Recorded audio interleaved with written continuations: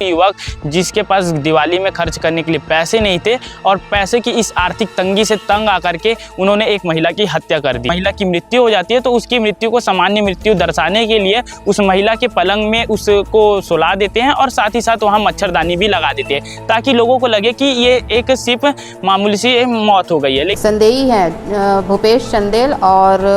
विनोद दिवाकर, जो कि मृतिका के घर के पीछे ही रहते हैं। उसमें उनमें संदेह हुआ, इनसे पूछताछ की गई और घटनास्थल का निरीक्षण के दौरान एफएसएल की टीम, डॉग स्क्वाड और फिंगरप्रिंट एक्सपर्ट की भी मदद ली गई। जी नमस्कार, मैं हूं मयंक और आप देख रहे हैं आरजन अपडेट। और छत्तीसगढ़ के बालोद जिला से एक बड़ी खबर सामने आ रही है, जहां दो युवक जिसके पास दिवाली में खर्च करने के लिए पैसे नहीं थे और पैसे की इस आर्थिक तंगी से तंग आकर के उन्होंने एक महिला की हत्या कर दी। जानिए, अगर पूरा मामला अगर की बात करें तो 6 अक्टूबर की बात है और दो युवक है जो कि पढ़े लिखे युवक है, जिसमें से एक युवक अपना काम कर रहा था और दूसरा युवक जो है व्यापम के एग्जाम की तैयारी कर रहा था। दोनों ही पढ़े लिखे युवक थे और रात में शराब पी रहे थे। शराब पीते पीते उन्हें याद आया कि इस बार दीपावली में खर्च करने के लिए उनके पास पैसे नहीं है और पैसे की इस आर्थिक तंगी से तंग आकर के वे लोग अपने पड़ोसी जो महिला है उसके घर में कूद करके चले जाते हैं चोरी करने के लिए। जब वे लोग उसके घर में कूद करके जाते हैं तो महिला को कुछ आवाज़ आती है, जिसके कारण वो सतर्क हो जाती है और उसकी नींद खुल भी जाती है। नींद खुलने के बाद जब उसे मालूम चलता है कि दो युवक जो कि उसके पड़ोसी है उसके घर में चोरी करने के लिए आए हैं, तो वो महिला जो है शोर शराबा करने लगती है, चिल्लाने लगती है, आसपास के लोगों को बुलाने की कोशिश करती है, जिसे देख करके जो दोनों ही युवक हैं वो डर जाते हैं और डर करके उस महिला की गला दबा करके हत्या कर देते हैं। हत्या के बाद इस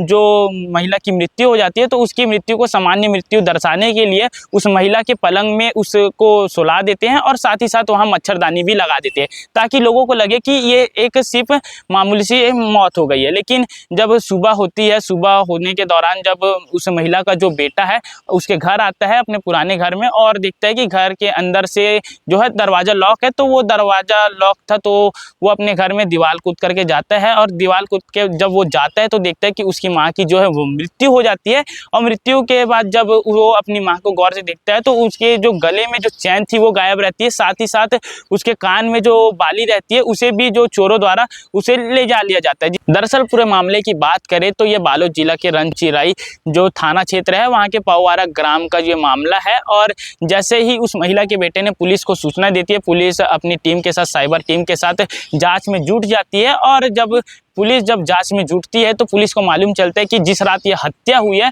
उस रात उस गांव में सिर्फ 2 युवकों का ही मोबाइल एक्टिव बता रहा था और दोनों ही युवकों को हिरासत में लेकर के पूछताछ की जाती है। दोनों ही जो इस वारदात को है छिपाने के लिए तरह तरह के बहाने बनाते हैं। एक युवक का कहना था कि वो व्यापम की तैयारी कर रहा था और रात भर इसलिए वो पढ़ाई कर रहा था जिस कारण से उसका मोबाइल ऑन था, और दूसरा जो युवक है उसका कहना यह है कि उस मोबाइल से वो रात में भजन सुन रहा था जिसके कारण से उसका मोबाइल एक्टिव बता रहा था। जब CDR की टीम, पुलिस की जो साइबर टीम है, जब वो जांच करती है तो उन्हें मालूम चलता है कि ये दोनों ही झूठ बोल रहे हैं, क्योंकि बीच बीच में रात में आपस में दोनों जो है कॉल में बातचीत करते भी उनकी कॉल हिस्ट्री भी पता की गई। और इसके बाद पुलिस ने ऐसे क्या कुछ विभिन्न खुलासे किए जिसके बाद से दोनों ही आरोपी को जो गिरफ्तार कर पाए हैं। और आखिर पुलिस का इस विषय पर क्या कहना है आप लोगों को आगे वीडियो और तस्वीरों में देखने को मिल जाएगा। लेकिन इससे ये बात का तो एकदम साफ साफ मालूम चलता है कि हमारे छत्तीसगढ़ में आज के टाइम में जो युवा है वो मेहनत करना नहीं चाहते, चोरी चकारी करके अपना घर चलाना चाहते हैं। और इस दीपावली में किस त्यौहार को खास बनाने के लिए जिन लोगों ने इस चोरी की जो साजिश को रची, आज उनकी ज़िंदगी पूरे अंधेरे में अब आप लोगों को देखने को मिलेगी। तो आप सभी से निवेदन है कि मेहनत करिए, आगे बढ़िए और पुलिस का इस विषय पर क्या कहना है उसे भी आप लोगों को वीडियो में दिखाते हैं। मामले का संक्षिप्त विवरण इस प्रकार है कि दिनांक 7 तारीख को सूचक जो है ओम प्रकाश देशलहरे, उसने थाने में रिपोर्ट दर्ज कराया कि इसकी माँ मृतिका जो है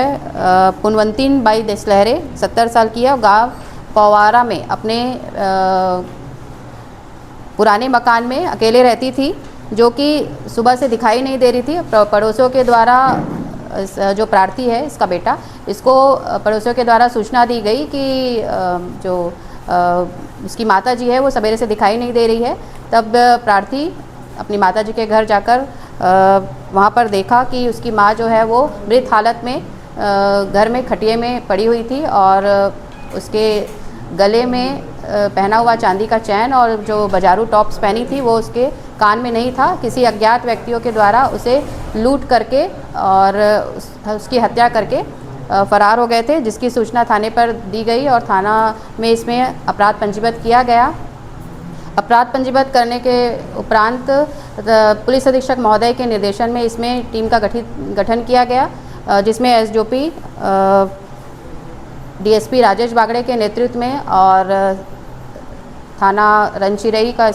टीआई और थाना रंचिरई का समस्त स्टाफ, साइबर की हमारी टीम ने इस पर गहन जांच पड़ताल की, जिस पर यह पाया गया कि जो संदेही हैं भूपेश चंदेल और विनोद दिवाकर, जो कि मृतिका के घर के पीछे ही रहते हैं, उस पर उनमें संदेह हुआ। इनसे पूछताछ की गई और घटनास्थल का निरीक्षण के दौरान एफएसएल की टीम, डॉग स्क्वाड और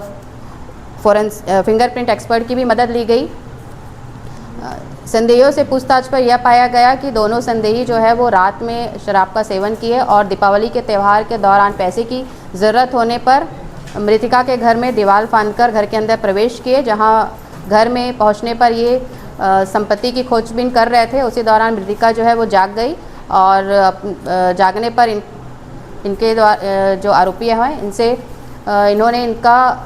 मुंह और गले को दबाकर इसके जान से मारकर हत्या कर दी और हत्या करने के उपरांत इसके गले में पहना चांदी का चैन और बाजारू टॉप जो कि कान में पहनी हुई थी उसे छीनकर लूट कर ले गए और उसकी हत्या कर दी और वहाँ से फरार हो गए। इसमें जो सभी जो जब्त किया हुआ सामान हमको मिल गया, प्राप्त हो गया है और आरोपियों को गिरफ्तार करके हम न्यायिक रिमांड पर जेल दाखिल कर दिया। किस तरीके से संदेह हुआ कि वही आरोपी है?